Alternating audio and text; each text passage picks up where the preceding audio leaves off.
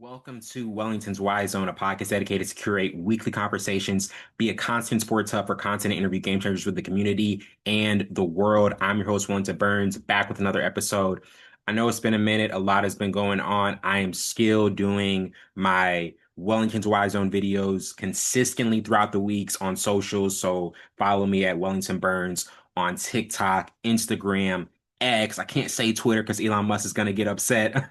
And Facebook and YouTube as well. So I'm always making sure to like put out consistent content on those platforms so you guys can get fresh new takes from me from what I'm thinking about in the sports world and what's currently going on. I wanted to get to a recap of some of the Christmas Day games from the NBA, also the NFL getting near the playoff season, and then finally college football with the playoff. And to start off with Bills Eagles, because that was one of the games recently from today, earlier today, and the Eagles are able to win 13-12.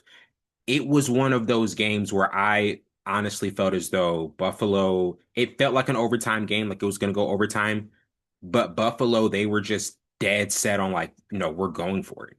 Like we got to get this.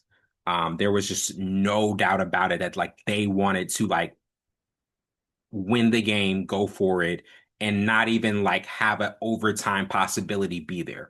So to see that from them and Josh Allen, he like legitimately like let that pass go. The guy was wide open. And I think with Josh Allen in big moments, he has to do so much. And James Cook was in and out, and he was battling with injuries as well. Josh Allen has to cover and manage so much for that team that when he comes up short, it's like, what are you gonna say? Like, can you really put it on Josh Allen and say, like, for this game, yes. But overall, like big picture wise, um, there's going to have to be a stronger start from Buffalo. They gotta get off to their stronger starts. They can't have these moments in games where it's just constantly them coming back in the second half. That's just not going to work. So when you have that, them have constantly having to do that, it's going to be a long day for them. It's going to be a long game for them and a long postseason for them if they want to make a deep run, which I think they can. And then Philadelphia, I think the contrast with them is just their offense was just looked so different compared to the first and second half. First half, like Philadelphia looked good. In the second half, I think it was a precipitous drop off from what they were doing. Because look, they didn't even score any points in the second half. Like they didn't score any points in the second half. It was 13-0, and then in the second half, they didn't end up doing anything to put points on the board. So, with that game, they're able to pick up a win, and then, the Bills, I think they have the Patriots next week. I also wanted to get to Buccaneers Panthers because now they're in a winner take all for the NFC South crown next Sunday. And the Buccaneers, they lose 17-20 to Miami. And they're now at a point where they have to like win this game against Carolina to even get into the postseason. I would not have expected that at all for the beginning of the season with this team. I just didn't envision that Tampa Bay was going to get to a point where like they were legitimately going to have to like be in a winner go home situation at the last game of the season. Seattle, Carolina, Seattle's able to win 27-10. I think Sam Darnold had an absolutely efficient performance, 18-27, 147 yards, one touchdown, had one interception. But it's Sam Darnold has been a huge asset to this Seahawks team. Absolutely. And I think with Carolina, they're now in a position where I think they've gotten better than they have been in the past couple of years. They've progressed. Now it's going to be, can you win the big game to get in the dance? I think Carolina, like they have vastly improved. They've vastly improved. but they've got to get to a situation now where it's like, are they actually a team that can get into a postseason run? Can they be a team that can at least just see what the postseason is like? So that's going to be a very, very interesting development right there.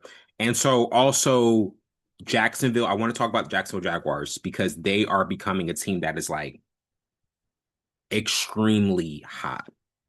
Like they're dangerous. They're a formidable team. They could get the number one seed in the AFC next week. They could get it. Um, Jacksonville, they win 23-17 against the Colts. Trevor Lawrence runs for two scores. And I have been so impressed with Trevor Lawrence and what he's been able to do. I think like this team's confidence is like sky high. They're even talking about like they said, quote, "We are a very confident group. We feel like why not us? We feel like it should be us," Lawrence said. Quote, "We've got to go and finish the job next week. It's a huge game, a division game to win the AFC South. We know what we have to do, and we know what we have ahead of us," end quote. I think personally that this Jaguars team is is really like one of those teams that you can say like they got on a hot streak to close the year. Like one of those teams where you're like, oh man, like the way they closed the year out, they were showing us signs that they were going to make a run. They were dangerous. So I personally think that this Jaguars team is one that you're going to have to watch out for. They got a big, big game next Sunday. And so it's gonna say a lot. They're seven straight, and they're one game ahead of the Texans, and they're also in the mix for the AFC top seed, as I was saying earlier. But look, like Liam Cohen, shout out to him. Liam Cohen, I gotta put some hand claps, some applause, some like movie picture stand up, round of applause, hand claps for Liam Cohen because he becomes the first coach to win 12 games after taking over a team that won four games the previous season. What an accomplishment. Absolute accomplishment right there. To be able to do that and to really turn around Duval. Duval. I gotta join the hype train and start saying Duval every time they get a big win as well because I mean what a story with what he's doing. And Trevor Lawrence had a workmanlike performance, completing 23 of 37 passes for 263 yards, ending his streak of four straight games, 275 yards, two touchdowns, and a passer rating of over 100. Also threw his first interception within 5 weeks, so he's been on a tear. He's absolutely been on the tear, and I think that's the team you got to watch out for. Um, I also wanted to get to the the Giants and Raiders because we have to talk about the teams that um that were in the fight of their life to get the number one draft pick. The Giants and Raiders of one of the most highly anticipated games of the 2025 season. Um, so Giants win 34-10. Raiders, they're not in a position to get the top draft pick after this loss. And you know, the Giants are like they're one of those interesting teams where I feel as though they know who they have for the future, Jackson Dart. Like they know that now. They know that they have a spark plug, a guy who can actually give that franchise life going forward. Now they have to like build the right system and the right infrastructure around him. So now they have the guy. It's like Jackson Dart is the one. Um, and so he's got the dual threat ability. I've said it in some Wellington's Y Zone videos early in the year. I think the kid is going to be a good quarterback and has shown some really bright spots within the year. I think he's got that spark, that moxie, as the New Yorkers like to say. I think he's got that. So I'm going to say this: next year is going to be the year where we see if Jackson Dart is going to be a franchise QB for the Giants. I think next year when we get a full season of Jackson Dart, we're going to be like, hmm, could he actually not just be like an okay quarterback, like a good young budding quarterback, or could he actually be a guy like, oh man, this is a guy we can build around? If it comes to that, if it actually comes to that, I think the Giants know that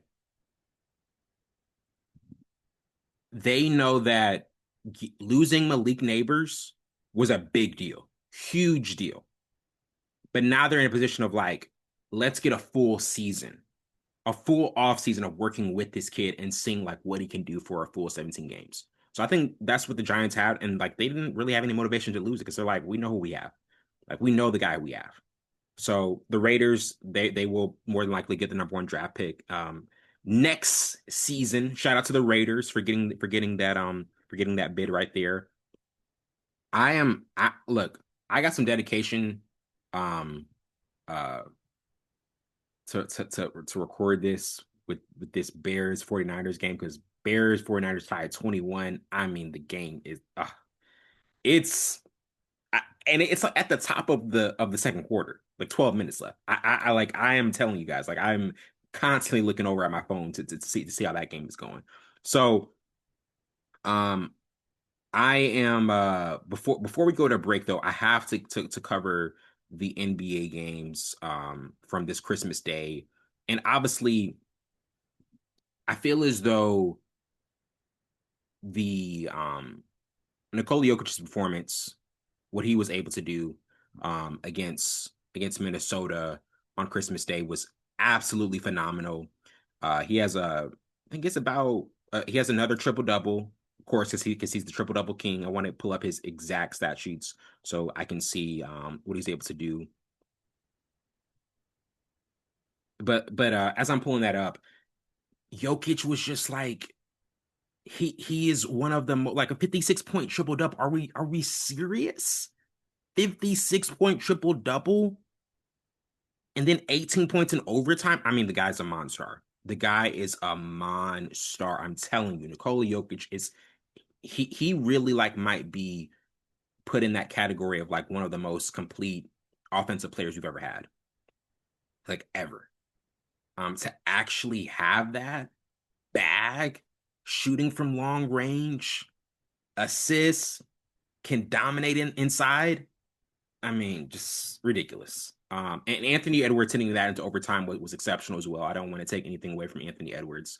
I know they had a tough loss last night, but yeah, like Jokic is just such a scary player, absolutely a scary player, and we gotta continue to give him his flowers because that guy, I don't think we've seen anything like him. I know we say that a lot, but I really don't think we've seen anything like a Nikola Jokic. That is just absolutely astounding what he's been able to do. Next game I wanted to get to was Spurs OKC. The Spurs, they were able to beat OKC once again, three times within 13 days is crazy, insane. I said that I said that on my on a Wellington's Wise One video a couple of days ago, and look, man, like some teams like might have your number, and I think the Spurs they might be that team for OKC where it's like, yo, they might have their number. I'd still pick OKC in a 7 game series and still do that, but I think it would be a long call for them. It would be a long call for them going against San Antonio. And I think with San Antonio, like they have the skill position players. They got Wimby, who's just such a force and a mismatch for obviously anybody, just based on his size and his athleticism, and just the alien type of player that he is. But they really highlight mismatches for OKC. And I think Shea has to do a lot more. Shea is not as comfortable. Um, and that's just a fascinating development to see like, oh man, like a couple weeks ago, we're like, man, could OKC possibly break the Warriors record? Now it's like, can they even get the number one seed in the West? Like, can they do that? So I'd absolutely say that that's that's going to be a key storyline within this NBA season. Is can San Antonio like possibly be the team that brings down OKC to even prevent them from going back to the NBA Finals or trying to make a repeat? So, lastly, I wanted to get to Lakers Rockets, and that game was not the game I was expecting. I was expecting like a high scoring affair, obviously with KD, did his thing as always, 30 plus, but I didn't expect them to get blown, the Lakers get blown out the way that they did. I just didn't see that. Me personally, I did not see that. I didn't think that was going to happen. But as JJ Redick has said, like there's effort and consistency issues that they show. Sometimes they are just not a consistent, and honestly, many times they're not a consistent defensive team. They're just not. And so when that happens, you're going to get games like that where you just get absolutely blown out. And JJ Redick has to go in his post game press conference. I gotta do my JJ Redick invitation.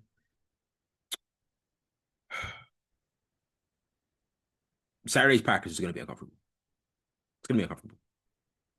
The meeting's gonna be uncomfortable.